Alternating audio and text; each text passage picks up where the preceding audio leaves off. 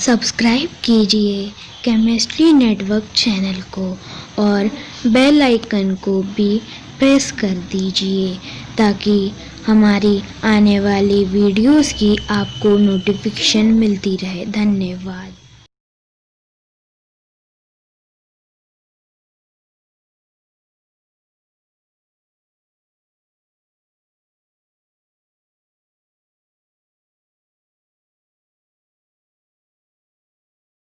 नमस्कार दोस्तों, आप सभी लोगों का स्वागत है हमारे network channel YouTube channel chemistry network. इस चैनल में हम आपको केमिस्ट्री का अध्ययन तो कराएंगे, केमिस्ट्री की नॉलेज तो देंगे ही, साथ में इसे हमने नेटवर्क मार्केटिंग से भी जोड़ा हुआ है जिससे आपकी अर्निंग भी होगी। इस चैनल में हम 11वीं की केमिस्ट्री, 12वीं की केमिस्ट्री प्लस कंपटीशन नीट की तैयारी कराएंगे। ये चैनल के द्वारा आप हिंदी और इंग्लिश दोनों माध्यम में ही अध्ययन कर सकते हैं। YouTube के द्वारा आप केवल हमारी रिकॉर्डिंग्स को ही सुन सकते हैं, देख सकते हैं, और इसके अलावा हम मीट, गूगल मीट पर भी उपलब्ध है, जहां पे ऑनलाइन क्लासेस होगी, जिसके लिए आपसे मात्र 200 रुपये चार्ज किया जाएगा। दोस्तों, ये एक ऐसा पहला चैनल है जिसमें पढ़ाई को नेटवर्क मार्केटिंग के साथ जोड़ा गया है। आपने नेटवर्क मार्केटिंग में बहुत सी सुनी होगी, लेकिन ये पहला चैनल है जो नेटवर्क मार्केटिंग में एजुकेशन आपको दे रहा है। आप कहीं भी ट्यूशन पढ़ने आते हैं, आपको एक यूज अमाउंट स्पेंड करना पड़ता है। यहाँ पे आपको यूज अमाउंट स्पेंड नहीं करना है, आपको मात्र 200 रुपये पर मंथ देना है। जिस दिन आपका कोर्स खत्म हो जाए उस दिन के बाद से आप पैसे देने बंद कर सकते हैं, और इस चैनल के थ्रू आप खुद भी कमाई कर सकते हैं। इसीलिए हमारा टैगलाइन है अर्न विथ लव, पढ़ाई के साथ साथ कमाई भी कीजिए। तो अब ज़्यादा समय ना लेते हुए हम अपना सिलेबस को स्टार्ट करते हैं। तो हम चलते हैं 12th के चैप्टर नंबर 2 सॉल्यूशन पर। आइए तो अपन चलते हैं। नमस्कार दोस्तों, अब हम कंसंट्रेशन के बारे में देखते हैं। सांद्रता, कंसंट्रेशन।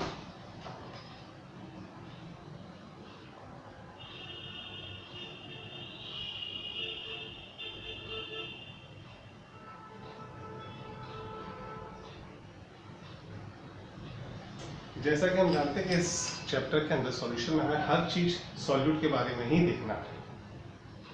तो सॉल्यूशन के अंदर जो मिला हुआ है उसकी कितनी ग्राम मिला है, कितनी वैल्यू मिली हुई है, वो सब जिस यूनिट्स में हम दिखाते हैं वो सब क्या कहलाती है, कंसंट्रेशन। अब इसमें जो कंसंट्रेशन दर्शाने की जो विधियां हैं, बहुत सारी विधियां हैं। अब उनमें से हम जो सबसे पहले देखते हैं वो कौन सी होती है? पहली होती है द्रव्यमान प्रतिशत। द्रव्यमान प्रतिशत, द्रव्यमान प्रतिशत को, द्रव्यमान को एक क्या कहते हैं? मास परसेंटेज।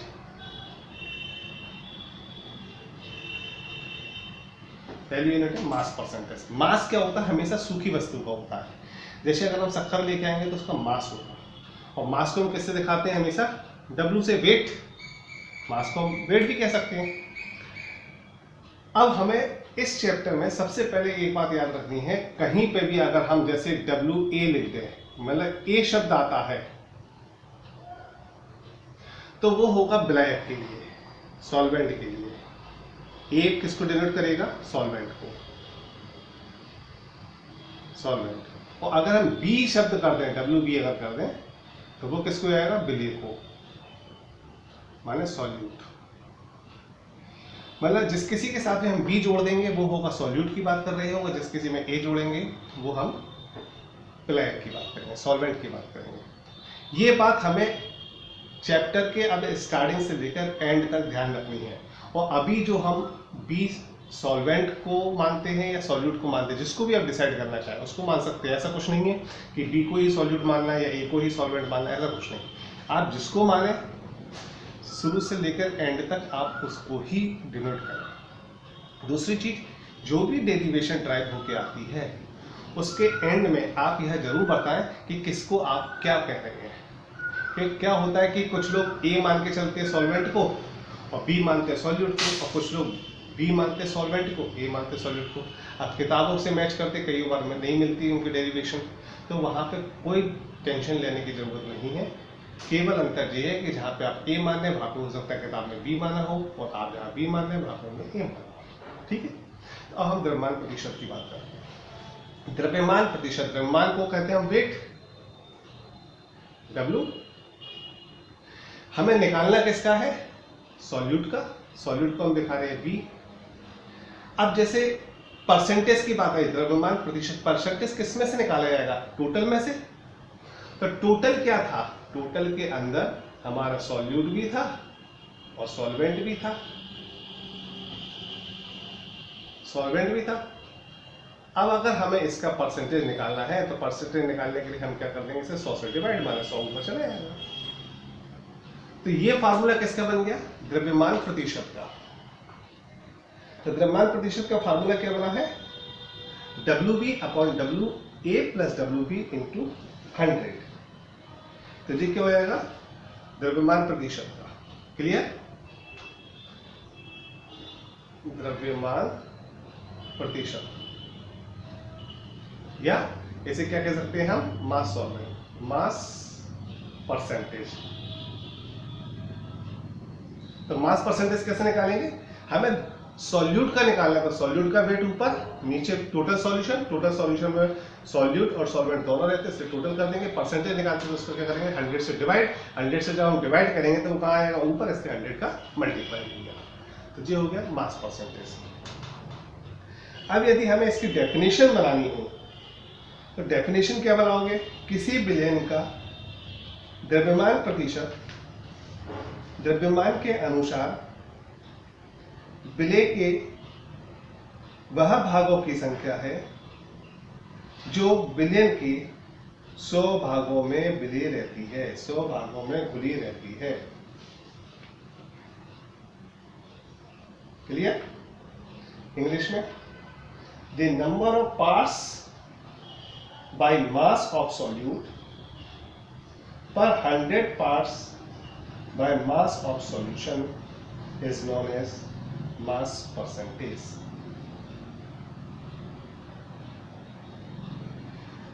सिंपल भाषा में फिर से, कि टोटल सॉल्यूशन में सॉल्यूट का जितना मास गुना हो, टोटल सॉल्यूशन के 100 पार्ट्स में सॉल्यूट का जितना अमाउंट गुना हो, जितना मास गुना हो, वह उसकी द्रव्यमान प्रतिशत कहलाती है।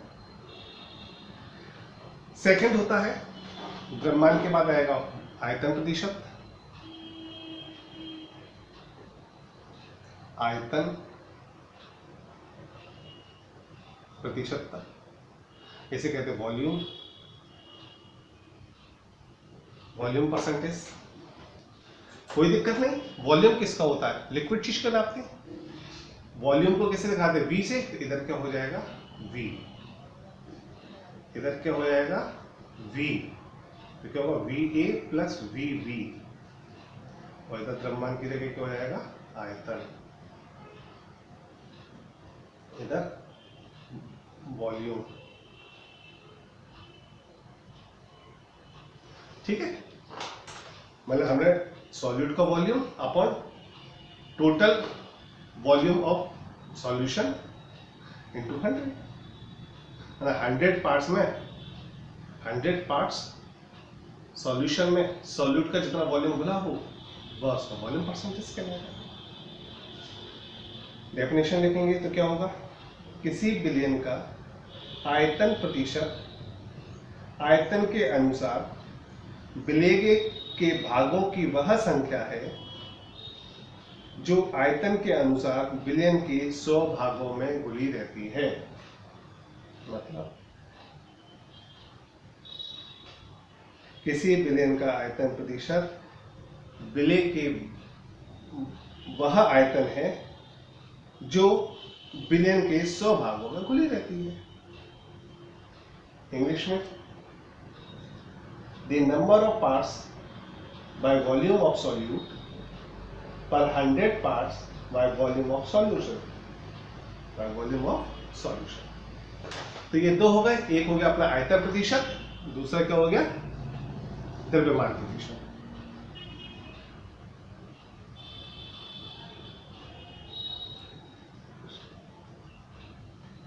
तो दो तो चीजें हो गई। अब तीसरी यूनिट जो होती है वो होती है,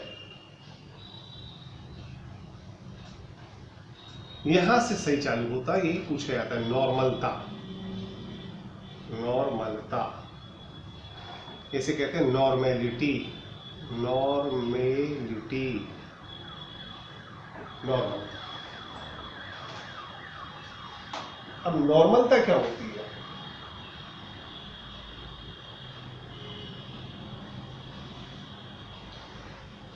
इसकी परिभाषा होती है 1 लीटर विलियन में, 1 लीटर विलियन में विलेय के जितने ग्राम तुल्यांक घुले हो, 1 लीटर विलियन में विलेय के जितने ग्राम तुल्यांक विलेय हो, वह उसकी नॉर्मलता कहलाती है, वह उसकी नॉर्मलता कहलाती है। इसे n से डिनोट करते हैं, n से प्रदर्शित करते हैं। इंग्लिश में क्या होगी?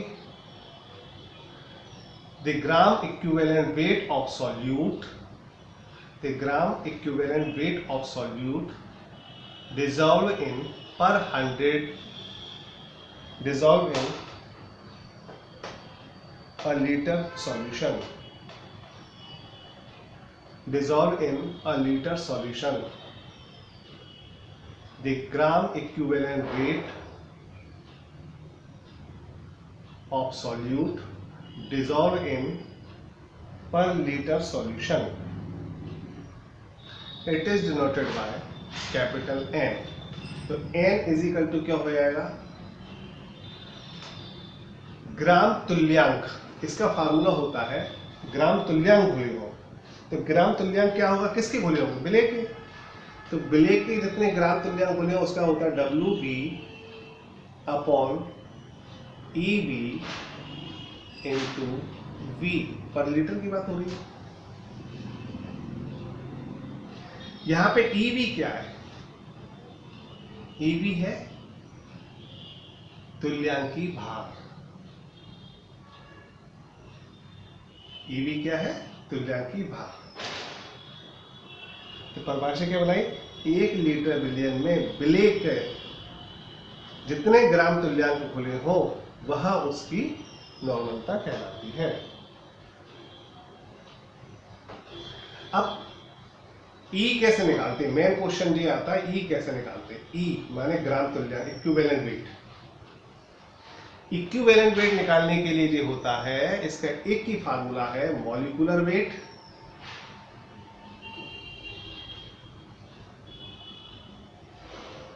Upon valency. मतलब अणुभार बटे संयोजकता।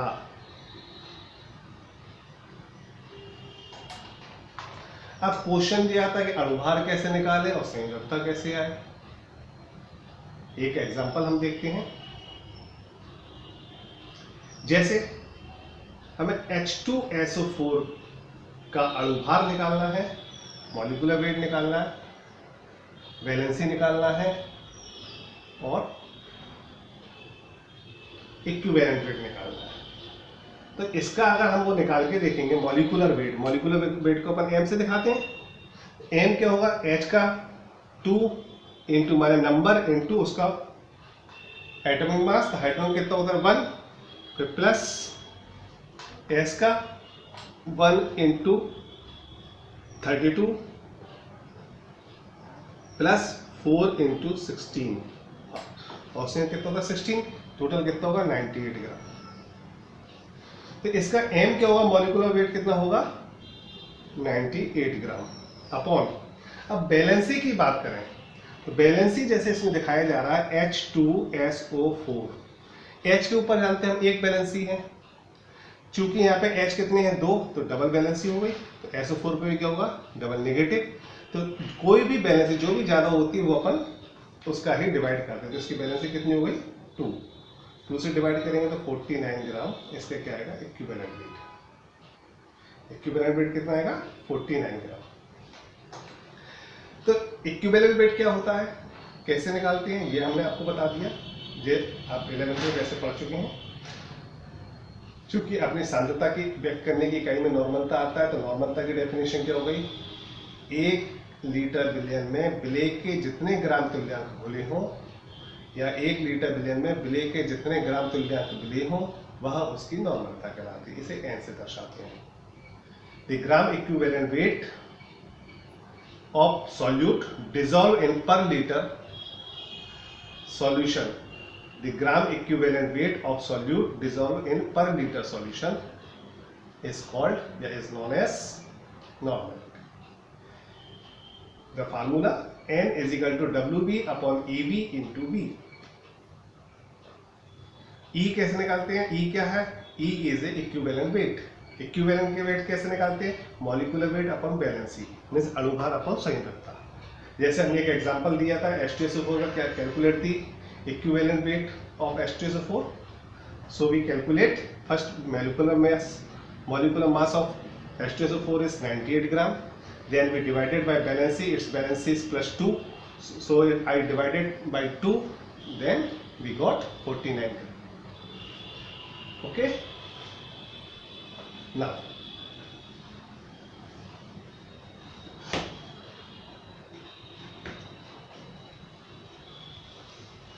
अभी अपन ने 3 पढ़ी, आयतन प्रतिशतता, द्रव्यमान प्रतिशतता, नॉर्मलता।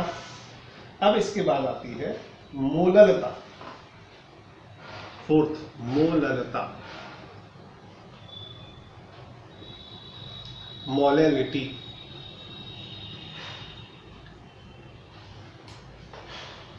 मोललता, अब मोललता क्या होती है, मोलैलिटी, और एक होती है मोलरिटी, मोलरता, मोलरिटी। इससे बहुत कंफ्यूज होते हैं मोललता और मोलरता। तो इसको हम ऐसे याद रखें, ABCD, मोल तो दोनों में, एक में लता आ रहा है, L से स्पेलिंग आ रही है, एक में R से आ रहा है। तो ABCD में L पहले आता है या R पहले आता है, यह देखें। तो L पहले आता है, तो ऐसे याद रखेंगे, लिटी माने L वाली जो चीज आएगी वो हमेशा किसके लिए की जा रही है, द्रव्यमान वाली बात कर रहा है। और रिटी की बात कर रहे हैं तो वो किसकी आ रही है, आयतन की बात हो रही है। ठीक है, क्योंकि इसमें डेफिनेशन में बहुत कंफ्यूजन हो जाता है, तो याद रख सके तो बहुत अच्छी बात है। वैसे अपन तो बनाना सीख रहे हैं। अब मोललता क्या है, किसी विलयन की मोललता प्रति 1000 ग्राम विलायक में घुले हुए विलेय पदार्थ के मोलों की संख्या। किसी विलयन की मोललता प्रति 1000 ग्राम विलायक में घुले हुए विलेय के मोलों की संख्या। क्लियर? इसे किससे दिखाएंगे हम, स्मॉल m से। किससे दिखाएंगे हम इसे, स्मॉल m से। The number of moles of solute, the number of moles of solute dissolved in per 1000 gram of solvent, dissolved in per 1000 gram of solvent. It is denoted by small m. Small m. Formula क्या होगा, moles. Formula क्या बनाएंगे इसका, किसी विलयन की मोललता प्रति 1000 ग्राम विलायक में, प्रति 1000 ग्राम विलायक में उपस्थित विलेय के मोलों की संख्या। तो मोलों की संख्या को दिखाते हैं n से, तो NB। विलायक के प्रति 1000 ग्राम, ग्राम की बात कर रहा है तो WA, और प्रति शब्द लगा 1000 में, तो वो 1000 कहां चले जाएगा, ऊपर। क्लियर? एक फार्मूला ये बन जाएगा। दूसरा, हम जानते हैं n इज इक्वल टू क्या होता है, नंबर ऑफ मोल्स। और नंबर ऑफ मोल्स कैसे निकालते हैं हम, मोल्स कैसे निकालते हैं number of moles, gram weight, gram भार बटे अणु भार, माने जो दिया गया ग्राम भार, दिया गया ग्राम भार given weight upon molecular weight. तो इसको हम क्या कर सकते हैं, n को हम क्या कर सकते हैं, दिया गया ग्राम भार तो W ही कहलाएगा जो दिया गया होगा, और किसका है, B का, सॉल्यूट का दिया गया है, बटे मॉलिक्यूलर, मॉलिक्यूलर को किससे दिखाते हैं, m से, तो mv हो जाएगा। तो हम इसकी जगह ये रख सकते हैं, तो रख दो इसको, WB upon MB into WA, और यहाँ 1000 का क्या होगा, ये मोलरता क्या हुआ, number of moles of solute dissolve in पर 1000 gram of solvent, number of moles of solute dissolve in पर 1000 ग्राम ऑफ सॉल्वेंट। विलेय के मोलों की वह संख्या जो विलायक के 1000 ग्राम में उपस्थित हो उसकी मोलरता कहलाती है। Clear? Formula it is denoted by small m, m is equal to nb upon WA into 1000। m is equal to क्या होता है, क्योंकि हम लिख देते हैं इधर, n इज इक्वल टू होता है W अपॉन m, सो WB upon MB into 1000 upon WA। ये तो फार्मूले बनाते हैं, जहाँ पे हम इनके आपस में रिलेशन देखें वहाँ ये फार्मूला ज़्यादा काम है, ऐसे आपको समझ में आता है। क्लियर? उतार लीजिए।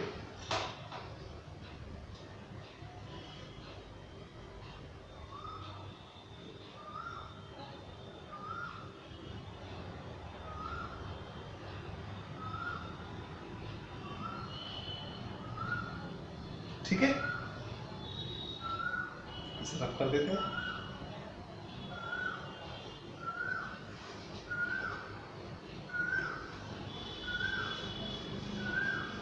अब नेक्स्ट यूनिट क्या आएगी, मोलरता, मोलेरिटी, मोलेरिटी, इसको ऐसे लिख दें क्योंकि मोलेरिटी और मोलर दोनों में डिफरेंस आया था। मोलेरिटी कुछ नहीं है, सेम वैसी है। उसमें क्या कहते थे, मोलरता में नंबर ऑफ 1 लीटर में, या 1 लीटर में कर देंगे इसमें, पहले उसमें क्या कहते थे 1 किलोग्राम में, या प्रति 1000 ग्राम कहते थे। तो प्रति 1000 ग्राम का मतलब होता है 1 किलोग्राम में, तो हम उसको ऐसे भी कह सकते थे, मोलरता को 1 किलोग्राम में विलेय के जितने मोल उपस्थित होते हैं वह उसकी मोलरता कहलाती है। इसमें मोलरिटी में क्या कह देंगे, 1 लीटर में विलेय के जितने मोल घुले होते हैं वह उसकी मोलरता कहलाती है। तो इसको कैसे दिखाएंगे, NB अपॉन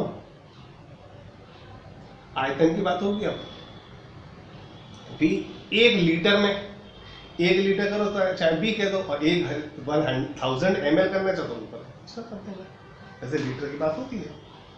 तो क्या होगा, 1 लीटर विलयन में विलेय के जितने मोल अणु घुले होते हैं वह उसकी मोलरता कहलाती है।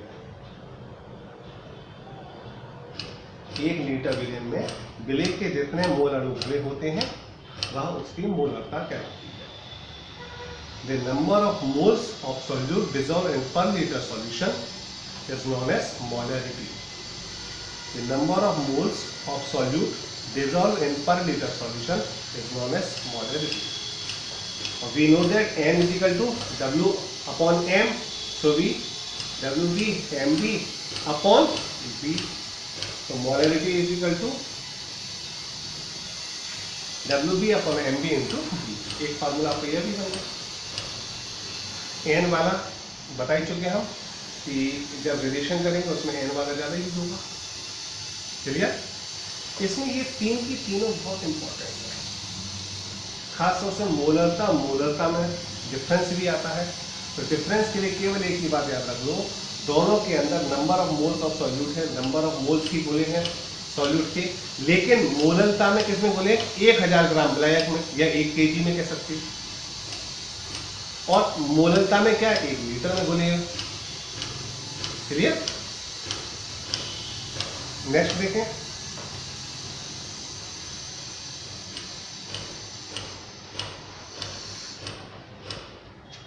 नेक्स्ट आता है मोल प्रभाज। अब मोल प्रभाज क्या होता है? मोल प्रभाज क्या होता है? 6 मोल प्रभाज, इसे कहते हैं मोल फ्रैक्शन।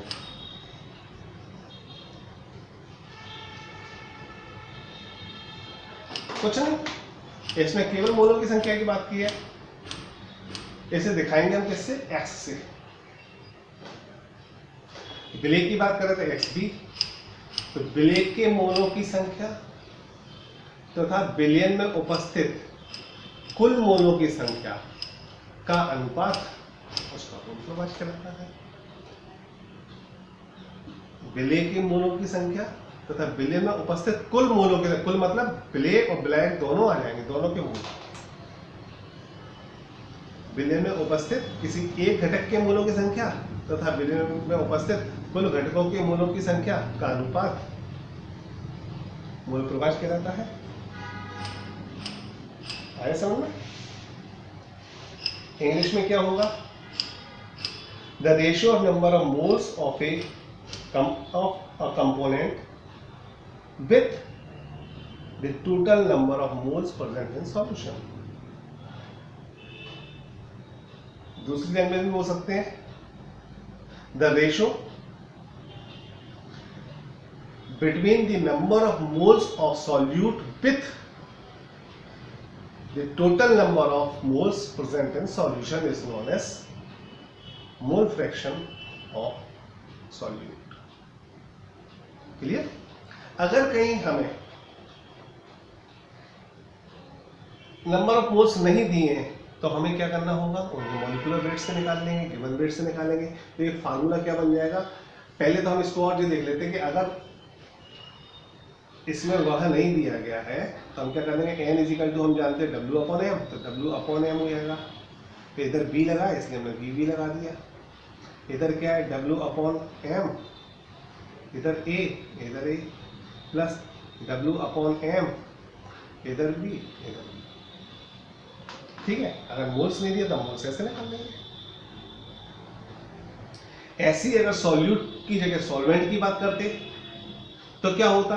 यहाँ पे जहाँ बी आ रहा है वहां पे सब जगह ए हो जाता। कैसे होता? जैसे इधर हम ए कर देते, इधर भी हम ए कर देते, इधर भी, इधर तो वही रहता, कर इधर तो चेंज हो ही नहीं सकता था कि यहाँ पे टोटल की बात है। तो यहाँ पे क्या होता? ए, यहाँ पे क्या हो जाता? ए। क्लियर? और एक बात ध्यान रखना, X A plus X B equal to होता है 1। ये अगर आप इन दोनों को आपस में ऐड कर देंगे एक्स और एक्स बी बना के, तो यही आएगा। तो समझ में आया है? ठीक है, आगे चले। तो अभी हमने देखा कि सांद्रता को व्यक्त करने की इकाइयां कितनी है? बहुत सारी है। पहली है आयतन प्रतिशत। आयतन मीन्स वॉल्यूम की बात होगी और सब कुछ सॉल्यूट की बात होगी। तो क्या लिखेंगे? बिलियन में उपस्थित, मैंने कह सकते हैं अपन 1 लीटर बिलियन में ब्लेक की जितनी मात्रा घुली हो वह उसका आयतन प्रतिशत कहलाता है। द्रव्यमान जितने ग्राम बार घुले हो वह क्या कहलाएगा? द्रव्यमान प्रतिशत। नॉर्मलता, 1 लीटर सॉल्यूशन में ब्लेक के जितने ग्राम तुल्यांक घुले हो वह उसकी नॉर्मलता कहलाती है। The gram equivalent weight dissolve in a per litre solution is known as its normality. मोललता, मोललता किसके लिए काम आएगी? द्रव्यमान के लिए। तो क्या कह सकते हैं? प्रति 1000 ग्राम ब्लैक में विलेय का जितने मोल घुले हो वह उसकी मोललता कहलाती है। या दूसरी लैंग्वेज में कह सकते हैं 1 किलोग्राम में विलेय का विलेय के जितने मोल घुले रहते हैं, विलेय के जितने मोल उपस्थित होते हैं, वह उसकी मोललता कहलाती है। मोललता वॉल्यूम के लिए बात किएगी, तो उसकी डेफिनेशन सब में दोनों में देखो मोल ही मोल आ रहे हैं। 1 लीटर विलेय में विलेय के जितने मोल घुले होते हैं वह उसकी मोललता कहलाती है।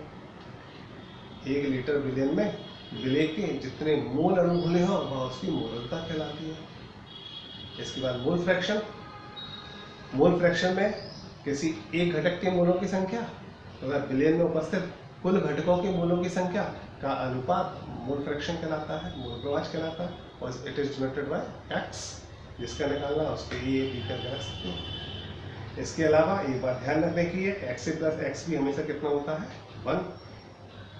इधर ध्यान रखने की बात थी नॉर्मलता में इक्विवेलेंट वेट की बात की। इक्विवेलेंट वेट कैसे निकालते हैं? इक्विवेलेंट वेट निकालने ग्राम तुल्यांक निकालने के लिए करते हैं अणुभार बटे संयोजकता। इक्विवेलेंट वेट आएगा और इक्विवेलेंट वेट को कैसे दिखाया हमने? ई से।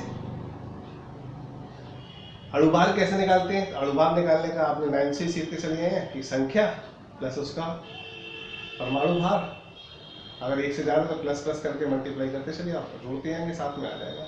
जैसे H2SO4 था तो 2 उसकी संख्या हो गई और H का अणुभार कितना होता है 1, परमाणु भार कितना होता है 1, तो 2 × 1 तो प्लस H की कंप्लीट बात होगी। फिर S का भी एक ही मॉलिक्यूल्स है तो 1 × S का एटॉमिक मास क्या होता है 32 तो प्लस ऑक्सीजन के कितने हैं 4, तो 4 × ऑक्सीजन का एटॉमिक मास 16 से मल्टीप्लाई कर दिया, सबको टोटल कर दो 98।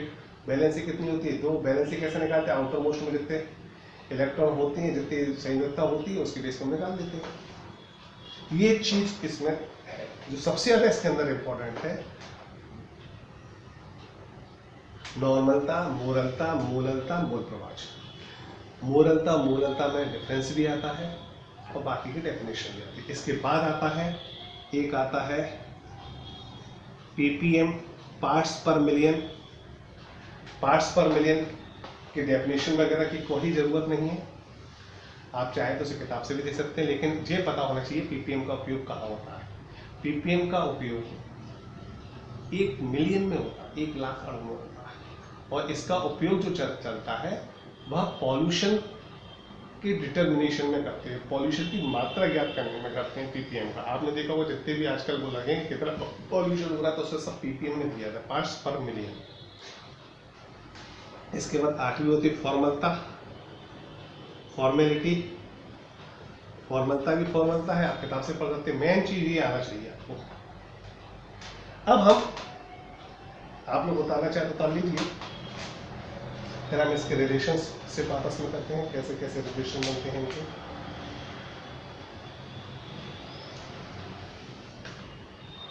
एक दो के हम बना के बताएंगे, आगे आप बनाने की कोशिश करना, आप खुद भी बना लेंगे। क्योंकि मैं ये जानता हूँ कि केमिस्ट्री रटने की चीज़ नहीं है। केमिस्ट्री आप समझ लो तो केमिस्ट्री से सरल सब्जेक्ट भी कोई नहीं है। क्या होता है कई बार न्यूमेरिकल्स आते हैं, न्यूमेरिकल में मोललता देते हैं, मोललता पूछ लेते हैं, नॉर्मलता देते हैं, मोललता पूछ लेते हैं, ऐसे एक दूसरे को देते और दूसरी चीज पूछते, उसमें बहुत कंफ्यूजन आता है। वो कैसे क्लियर करें?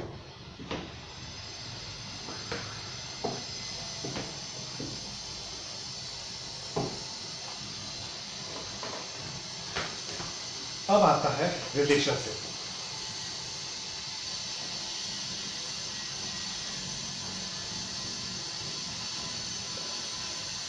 संबंध कैसे बनाते हैं? मोललता में संबंध कैसे निकाले? मोललता और नॉर्मलता में कैसे निकाले? तो पहले हम निकालते हैं मोललता। वो क्या था? नंबर ऑफ मोल्स किसमें होते हैं पर 1000 केजी, 1000 में या केजी में, तो अपन WA × 1000 यही था।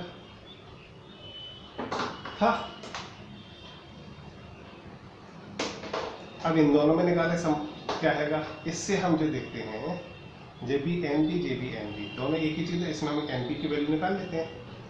मोललता इज इक्वल टू क्या है? NB/WA इंटू 1000, हम इसे निकालते तो क्रॉस मल्टीप्लाई जाएगा, तो एन पी इजिकल टू क्या आ जाएगा, मोलरता इंटू डब्ल्यू ए अपॉन 1000, जाएगा मोलरता से निकल आया, एन बी की वैल्यू उठा के इस तरह दो, मोलरता इजिकल टू क्या आएगी, जो मोलरता है मोलरता है, क्या आएगी, मोलरता is equal to N B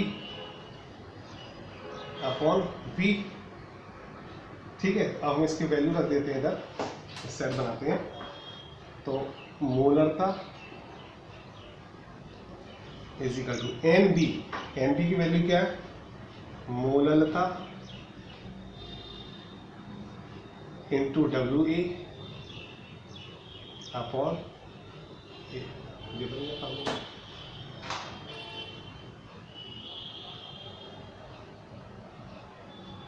N B. ठीक है, अब इसके लिए बी भी है, तब तो बी हो गया फार्मूला, कोई दिक्कत, तो मोलरता दी है, मोलरता है, डब्ल्यू ए पूछा, आप निकाल सकते हो, आयतन दिया तो आयतन बता सकते हो, कोई दिक्कत है इसमें, नहीं, आगे चले। ऐसे ही यदि मूल प्रभाज वगैरह के साथ हो तो आप ऐसे निकाल सकते हो, जैसे हम एक मूल प्रभाज के साथ भी निकाल के दे देते हैं, है ना, एन बी तो जो हो गया मोलरता का, हम मोलरता के बीच साथ में मूल प्रभाज का निकाल देते हैं, विलेय मूल प्रभाज एक्स ए, विलेय का मूल प्रभाज means mole fraction of solute, कैसे दिखाते हैं, एक्स बी क्या होता था, N A sorry N B upon N A plus N B. ठीक है, तो इससे अपन को एन बी की वैल्यू निकल ही आई है, हम दोनों में रिलेशन कर दें, क्या हो जाएगा, X A is equal to N B था, ये एन बी क्या आया है बताओ, मोलरता molality into W A upon 1000, ये तो इसका आगे एन बी की वैल्यू रखी, और ये क्या है, N A plus N B, ये बन गया फार्मूला, इससे सॉल्व कर देंगे, मोल फ्रैक्शन दिया है वो निकालना है, निकाल देंगे। ठीक है, कोई दिक्कत, इस तरह से हम आगे सवालों को करते हैं, यहाँ से संबंध बनाते चले जाएंगे, चाहे जिसका कर ले, केवल आपको एक बात ध्यान रखना है, उनमें एन बी मोलों की संख्या निकाल दीजिए, और मोलों की संख्या की वैल्यू दूसरे वाले में रख देंगे, आपको सीधा संबंध मिल जाएगा। अब जैसे हम नॉर्मलता के साथ भी एक अभी हमने रिलेशन बताया था, हम और बता देते एक रिलेशन, नॉर्मलता, नॉर्मेलिटी, नॉर्मेलिटी क्या हो जाएगी, बोलो, 1 लीटर विलय में उपस्थित विलय के ग्राम तुल्यांकों की संख्या, उसे एन से दिखा रहे थे हम, और क्या था, W B upon E A B into B, यही तो था फार्मूला, यही था ना, हम इससे निकाल देते हैं, आ जाएगा संबंध। मोलरता के साथ करना चाहते हैं तो क्या आएगा, देखो मोलरता और इसमें संबंध निकाल लें हम, कैसे आएगा, मोलरता molality is equal to N B क्या होता है, W B upon M B into जो 1000, और ये डब्ल्यू ए नीचे ही रहेगा, हम डब्ल्यू बी निकाल देते, डब्ल्यू बी इसमें है क्योंकि, तो क्या हो जाएगा, W B is equal to मोलरता molality into M B into W A upon 1000, ये वैल्यू आप इसमें रख दीजिए, तो क्या बन जाएगा, नॉर्मलता इज इक्वल टू WB क्या है ये, मोलरता into MB into WA upon, अगर आपको नॉर्मलता की या मोलरता निकालने को गए कुछ भी आप निकाल सकते हो। इस तरह से हम हर किसी में कोई ना कोई चीज कॉमन होगी, एक की वैल्यू रख दो उठा के, दूसरे का रिलेशन आ जाएगा। ठीक है, तो इस तरह से हम इसके संबंधित सभी सवाल करते हैं।